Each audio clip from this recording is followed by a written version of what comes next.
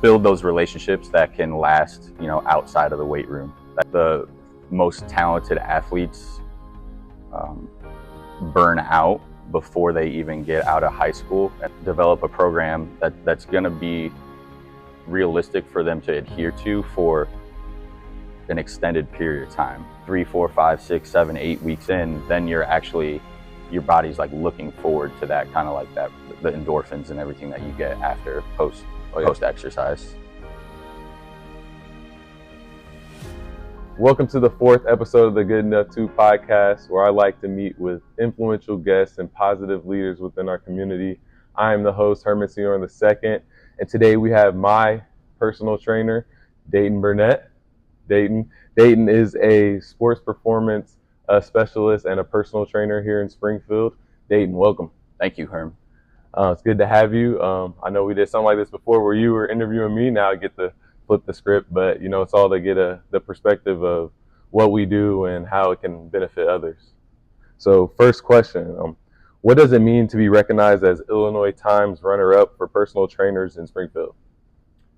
Yeah,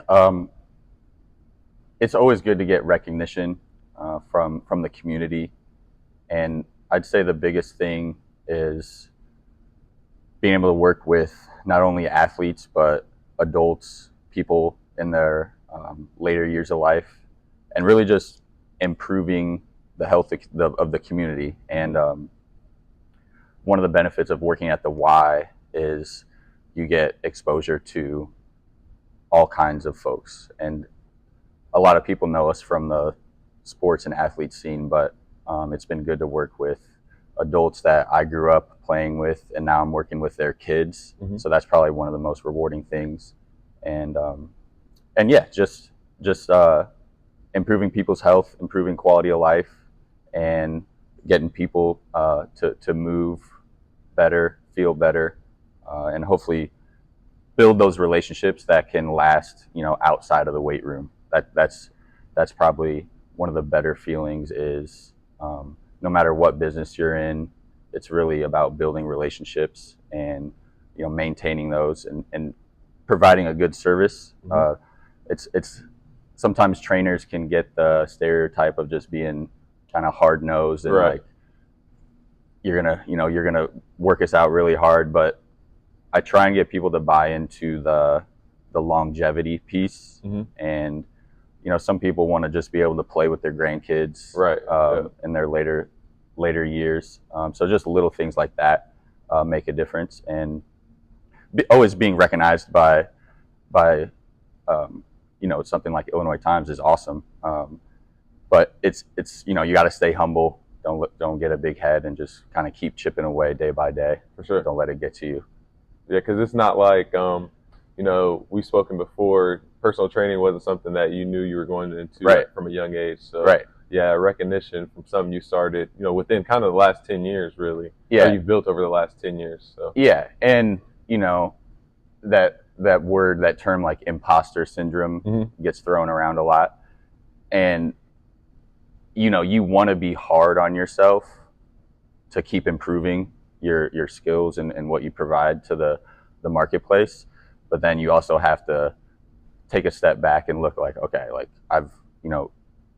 we've done good things, and still celebrate those wins, and then still balance it out with staying on the attack and trying to build and grow. But it's important to take a step back and realize, okay, we've made a lot of momentum, created a good space for people to feel comfortable, feel like it's a good service, safe service, for safe sure. And effective, and hopefully the athletes are playing better on the field, and then the adults are feeling better in their day-to-day life. For sure.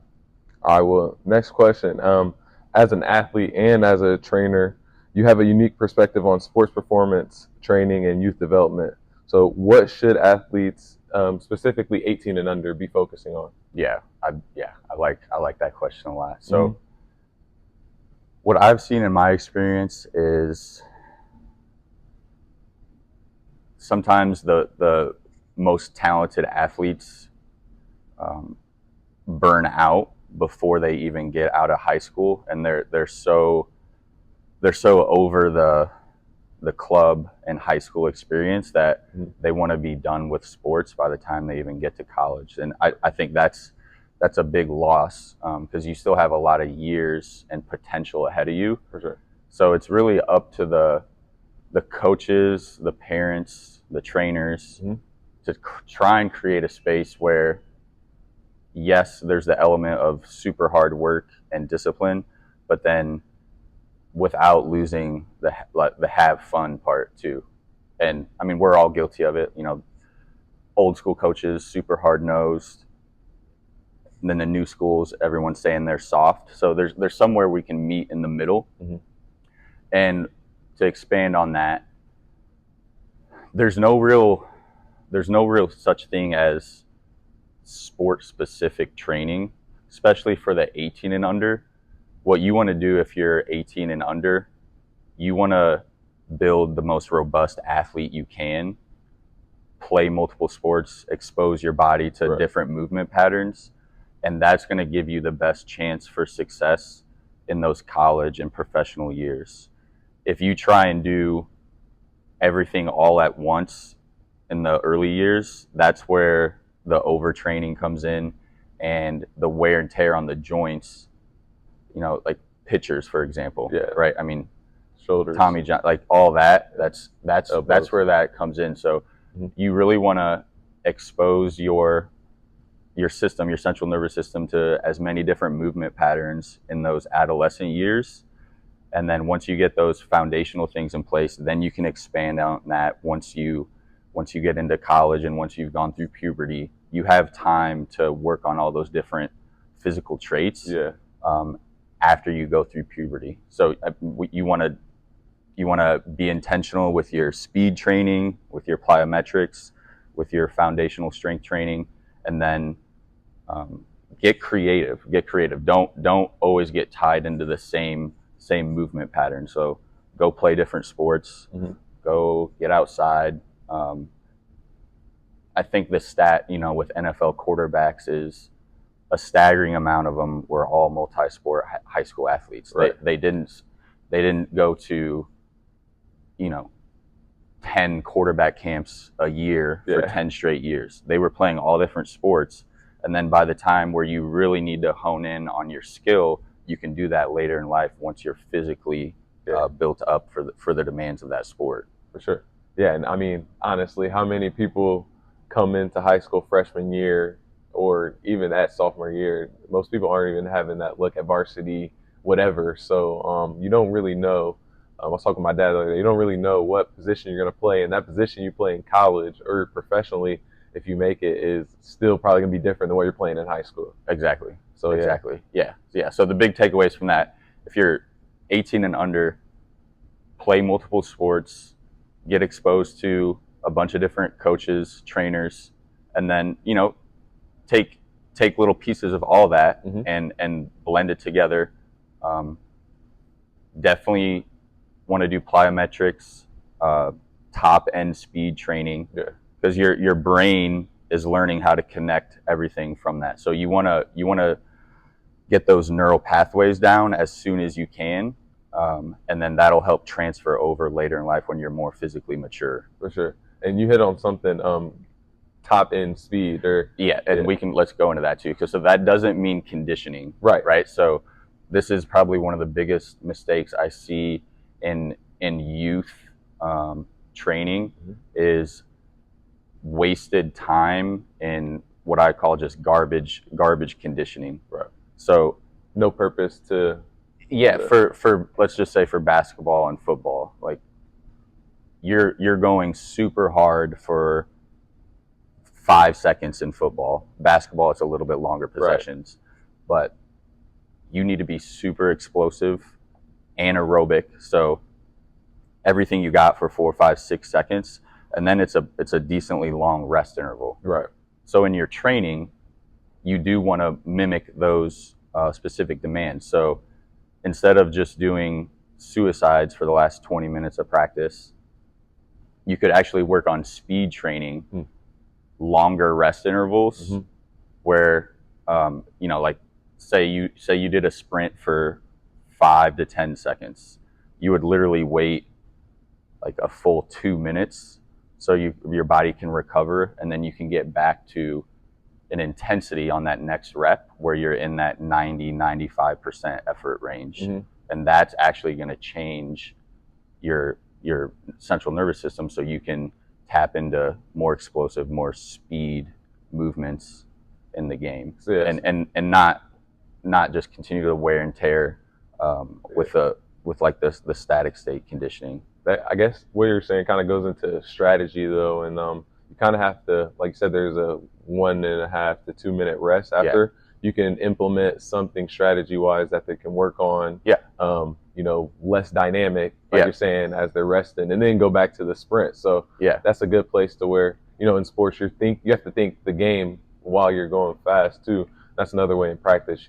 Coaches could probably implement that. And then having somebody like yourself who understands the the wear and tear from that one sprint, having somebody like you would be able to implement that into your strategy. Yeah, and it's getting better as high schools get more resources, Mm-hmm. and the information, because of the internet, is getting out there more. So I think load management. Yeah, load management. Yeah, I think high schools will have more resources in the future to get more particular with their training, and keep their athletes healthy. That's Yeah. It sounds simple, but the number one rule is try to do no harm. Right. Do no harm. So the best availability, or the best, you have to be available, and we just see so many knees, ankles, of that overtraining in high school, and we can do better as a field, as an industry. Mm-hmm. Why is it important to develop leadership qualities in the athletes you train? Yeah.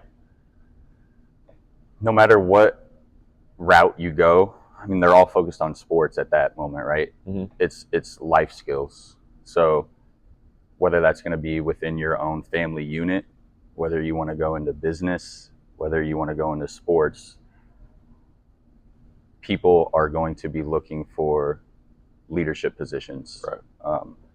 And the life skills all the little things that you build within that team dynamic, that's why employers love athletes. They like hiring athletes, because they know they've been battle tested to an extent in those stressful situations.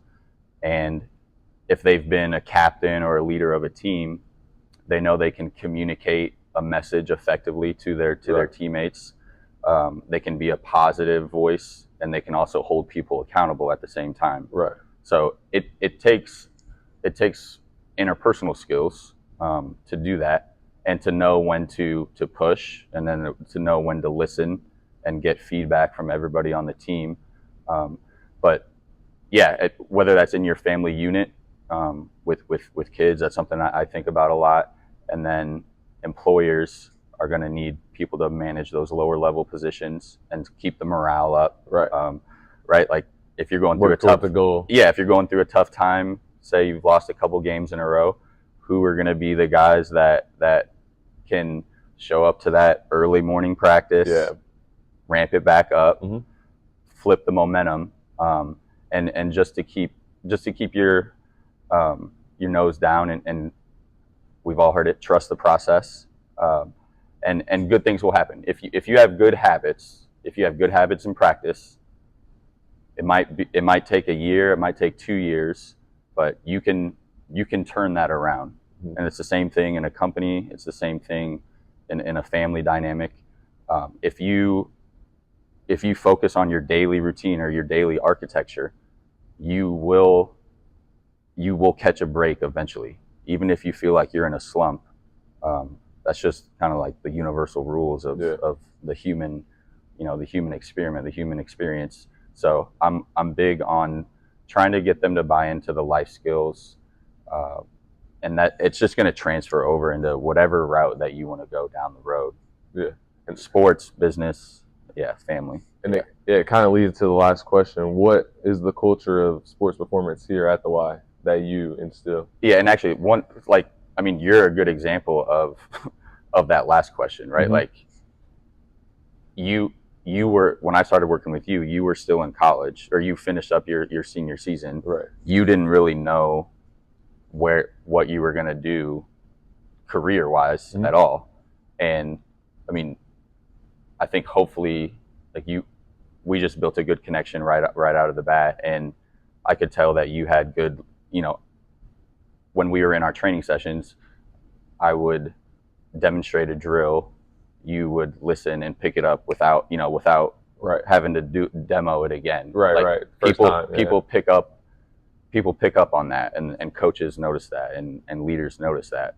So I knew whatever you were going to go into, you were going to be able to excel because you were demonstrating all the little interpersonal soft skills.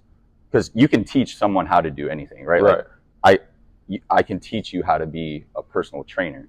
I can't necessarily teach you all those soft skills that, like talking to a client, just being polite. Yeah. Like all those little soft skills For sure. are just as important as the hard technical skills of learning how to do any specific trade.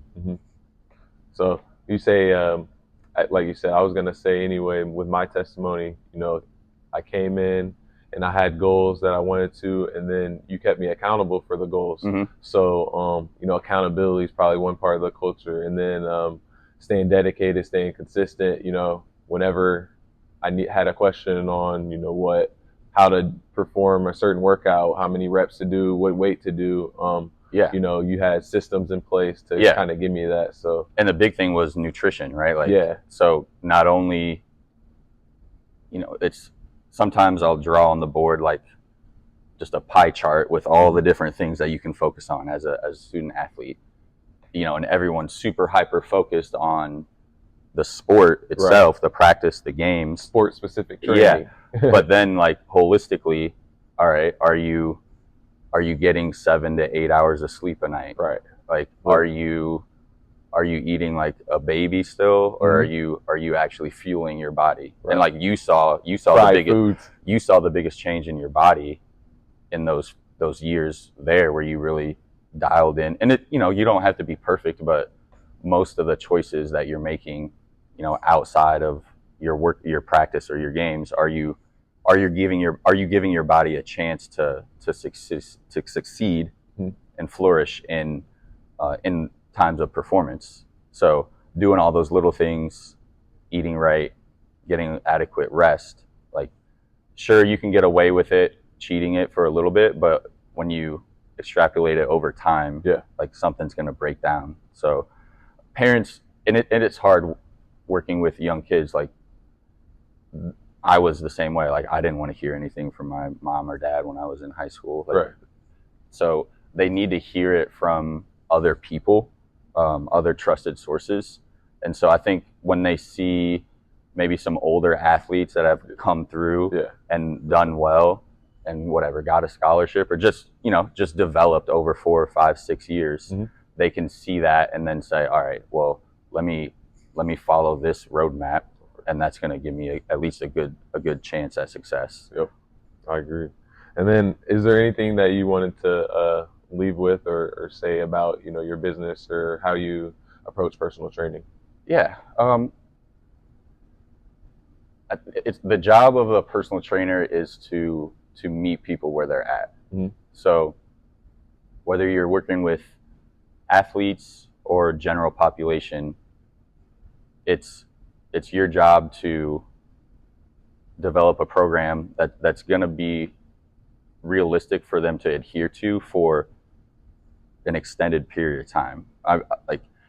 Especially for general population adults, you want to find something that you can enjoy and that you can literally do for the rest of your life. Like, right. I know it sounds a little dramatic. No, for sure. But the name of the game is to find some things that you can enjoy that are still going to challenge you, whether that's swimming, biking, like any movement is a win. Walking.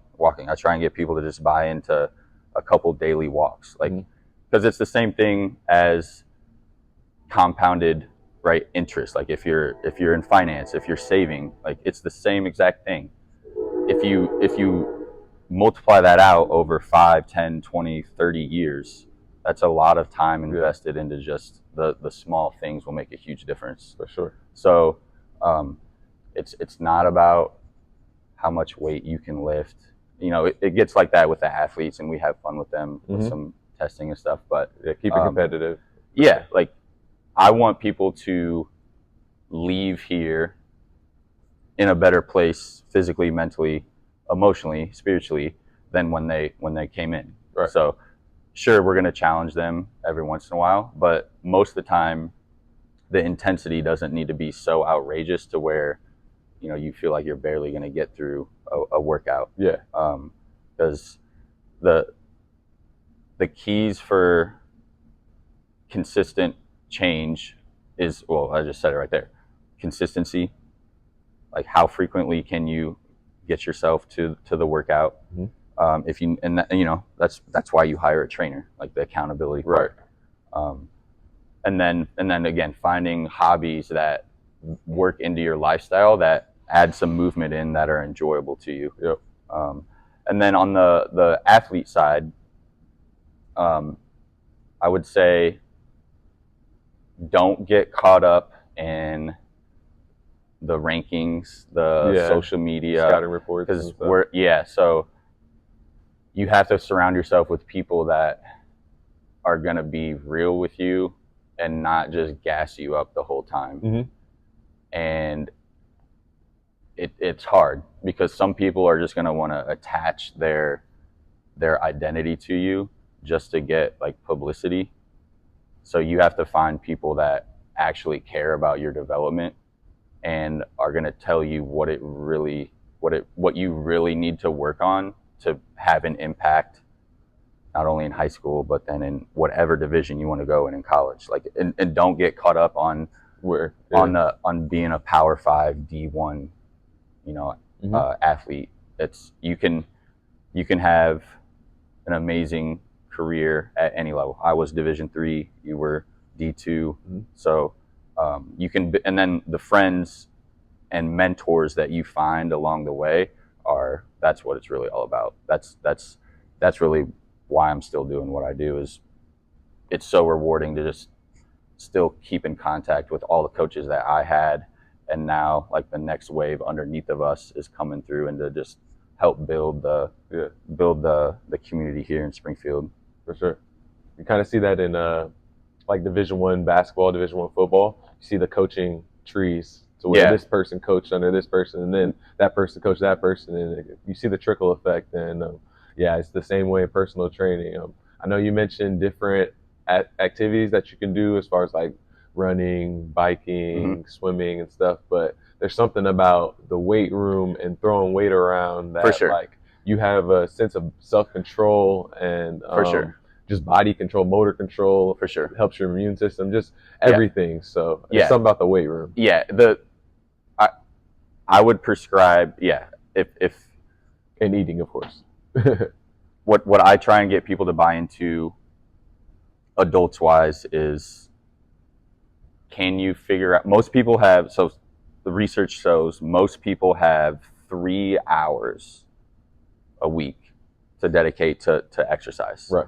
Now, if you're an enthusiast, you're going to have you're going to have 5-6 hours a week to do. But even myself, like I'm not weightlifting every single day. Right.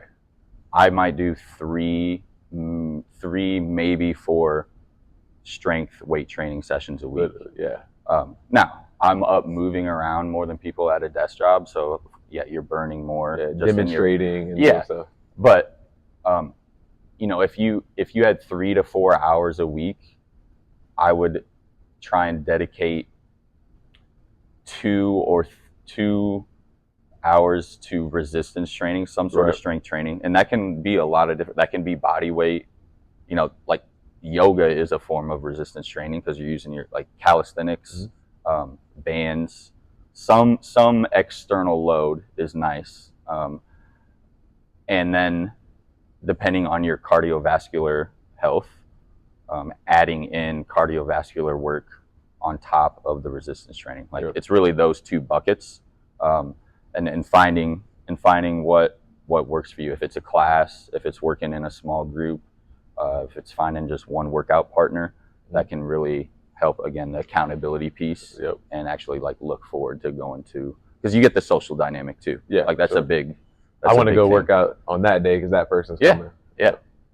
For sure. I mean, that's how I started. You know, the Carlos Chris brought me to you, and then you know, I just stayed with it. And finding like-minded people that share your same value system will help that momentum go, and you'll look forward to it. Versus, you know, and if you're just starting out, it's gonna you gotta power through it a little bit, and then eventually 3, 4, 5, 6, 7, 8 weeks in, then you're actually, your body's like looking forward to that, kind of like that, the endorphins and everything that you get after post exercise. Yeah, for sure. All right, well, at the end of every episode, I have the guests look to the camera and say their name, and I'm good enough too. So Dayton, your turn. Dayton Burnett, I'm good enough too. All right, sir. Appreciate you. Thank you. Sir. Yep.